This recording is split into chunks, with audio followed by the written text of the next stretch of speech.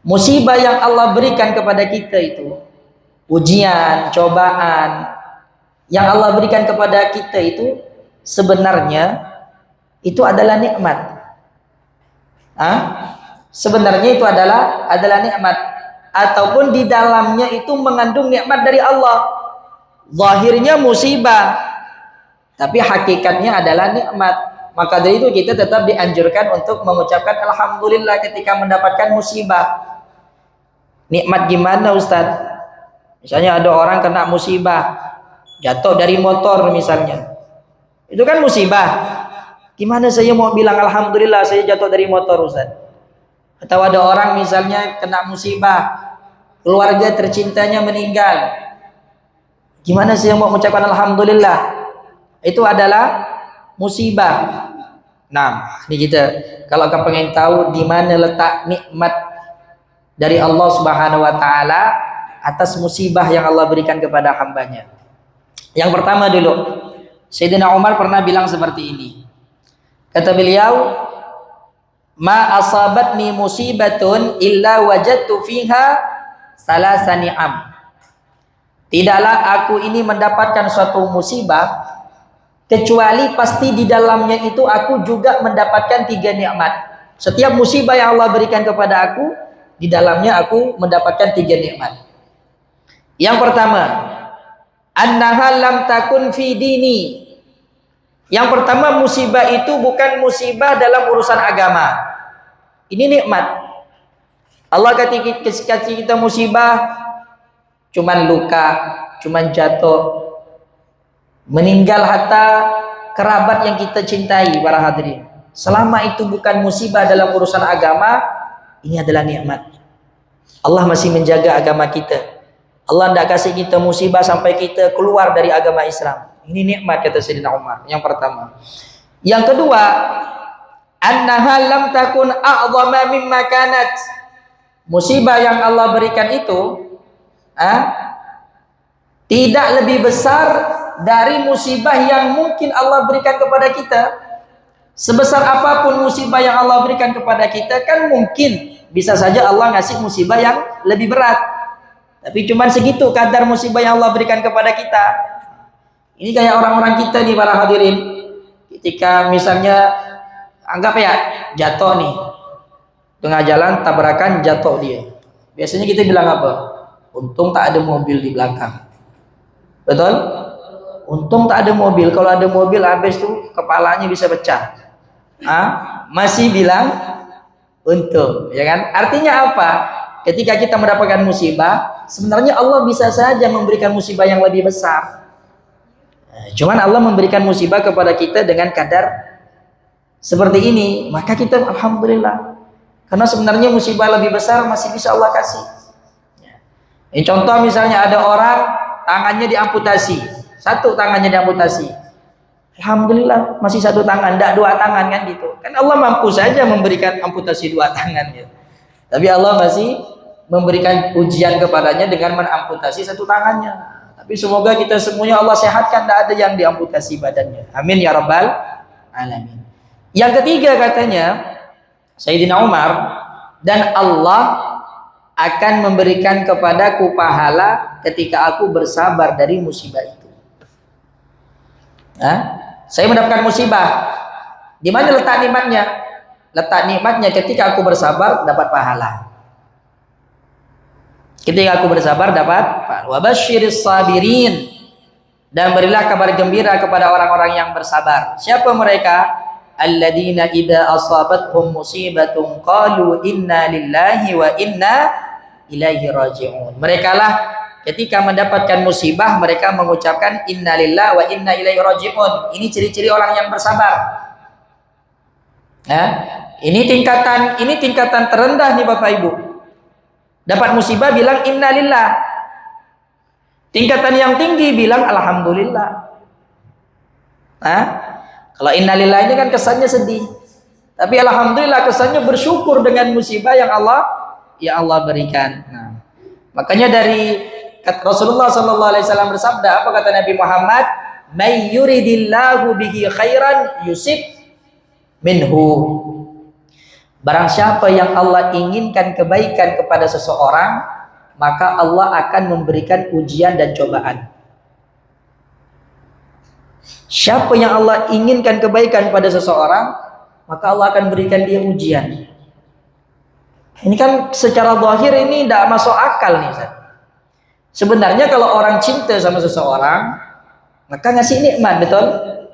Kalau kita cinta sama seseorang, kita bakal ngasih duit, belikan apa yang dia senangi, kan gitu. Tak mungkin kita ngasih dia ujian dan cobaan. Tapi tidak dengan Allah.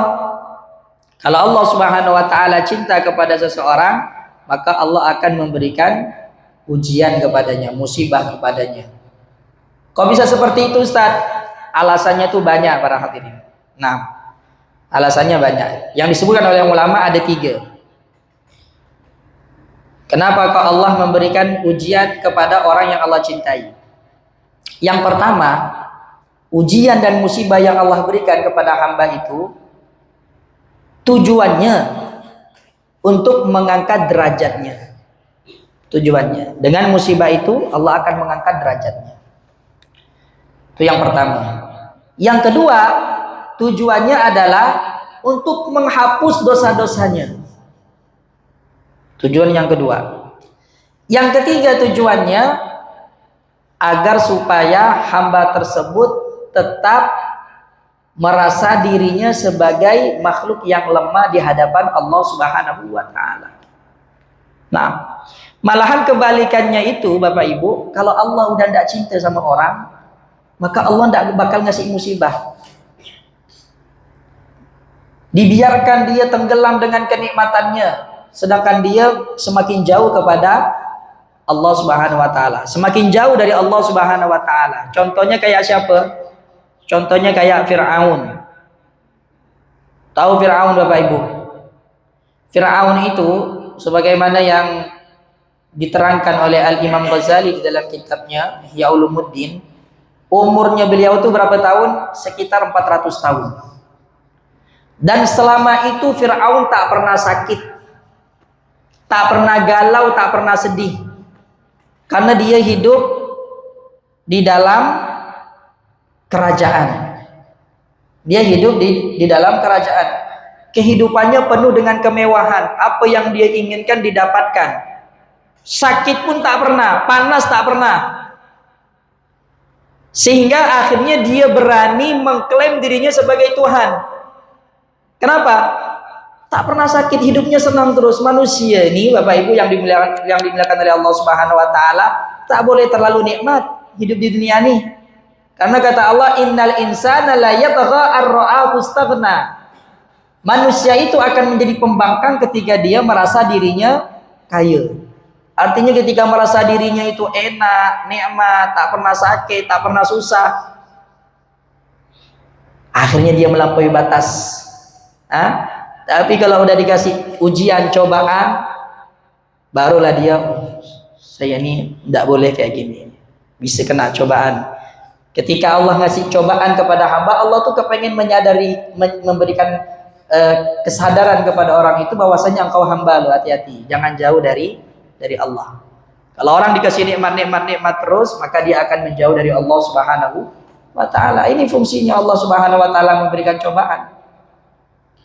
Kalau Allah senang sama orang, Allah kasih dia cobaan. Supaya apa? Supaya dia tetap ingat kepada Allah. Kalau Allah tak senang sama orang, maka Allah akan membiarkan dia dengan kenikmatannya walaupun dia jauh dari Allah, dibiarkan. Sampai nanti kalau udah datang waktunya, barulah di situ Allah akan menyiksanya dengan siksaan yang sangat pedih. Sebagaimana yang terjadi pada Fir'aun, dibiarkan ya pertama oleh Allah, dia ngaku dirinya sebagai Tuhan. Allah tak sayang sama dia, tak sayang Allah sama Fir'aun, makanya dibiarkan dia nikmat, dibiarkan dia senang, dibiarkan dia bahagia. Sampai akhirnya udah kelewatan batas, baru di situ datang waktunya Allah untuk menyiksanya, udah tidak dilepaskan oleh Allah Subhanahu wa taala sehingga tenggelam di Sungai Merah atau di Lautan Merah. Kata Nabi Muhammad sallallahu alaihi wasallam di dalam hadisnya, "Ma yusibul muslima min nasabin wala wasabin wala hammin wala hazanin wala adhan wala ghammin hatta syaukati yushakuha illa kaffarallahu biha min khatayah. Tidaklah seorang muslim itu ditimpa keletihan. Kalau ada orang muslim yang capek, kalau ada seorang muslim yang capek, kata Nabi Muhammad SAW, ataupun yang terkena penyakit, ataupun yang sedih, yang galau, yang mendapatkan gangguan, mendapatkan kegundahan, ada seorang muslim pokoknya mendapatkan musibah sampai duri yang menusuk ke badannya, kecuali dengan itu Allah akan mengampuni dosanya. Artinya apa tadi? Musibah yang Allah berikan kepada hambanya, ujian yang Allah berikan kepada hambanya itu untuk menghapus dosanya, para hadirin. Nah, dalam hadis yang lain kata Nabi Muhammad, innallaha idza ahabba qauman ibtalahum. Allah itu kalau udah cinta kepada satu kaum, maka Allah akan ngasih cobaan. Faman radiya falahu ridha wa man sakita falahu sukhut. Tapi kalau kita dapat cobaan dari Allah ini harus hati-hati.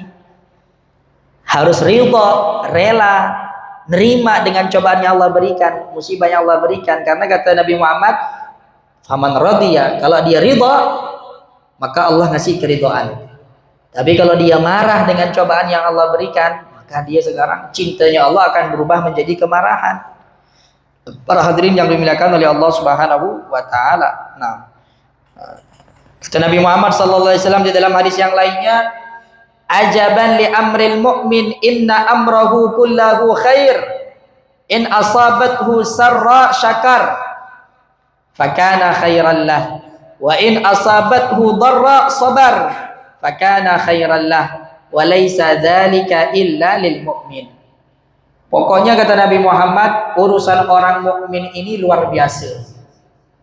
Orang beriman ini luar biasa. Kenapa? Kalau dia mendapatkan kenikmatan, dia bersyukur, maka itu baik. Kalau dia mendapatkan keburukan, dia bersabar, maka itu baik. Semua urusan mukmin itu baik, tak ada buruknya. Dan ini tidak bisa diperoleh kecuali untuk orang-orang yang beriman. Nah, tinggal bagaimana kita menerima apa yang Allah berikan kepada kita. Allah kasih kita nikmat, sabar. Allah kasih kita nikmat, bersyukur. Allah kasih kita cobaan, bersabar. Para hadirin yang dimuliakan oleh Allah Subhanahu wa taala. Maka pada hakikatnya musibah yang Allah berikan kepada kita itu adalah nikmat, betul? Karena apa tadi? Untuk mengangkat derajat kita, atau untuk menghapus dosa kita, atau untuk menyadarkan kita bahwasanya kita hamba yang lemah, sehingga tidak menjadi hamba yang pembangkang kepada Allah Subhanahu wa taala. Alhamdulillah Allah ngasih kita cobaan supaya kita kembali kepada Allah. Mungkin selama ini kita jauh dari Allah Subhanahu wa taala, lama tidak datang ke masjid, lama tidak menangis di hadapan Allah Subhanahu wa taala. Makanya sekarang Allah kasih kita cobaan nih, supaya hati kita menjadi lembut, supaya air mata kita bisa keluar. Ini nikmat dari Allah. Alhamdulillah. Dengan ini Allah kepengen saya menangis di hadapannya. Para hadirin yang dimuliakan oleh Allah Subhanahu wa taala. Maka sunnah bagi kita untuk mengucapkan alhamdulillah di semua keadaan. Baik dalam keadaan senang ataupun dalam keadaan sedih. Bilang alhamdulillah kepada Allah Subhanahu wa taala.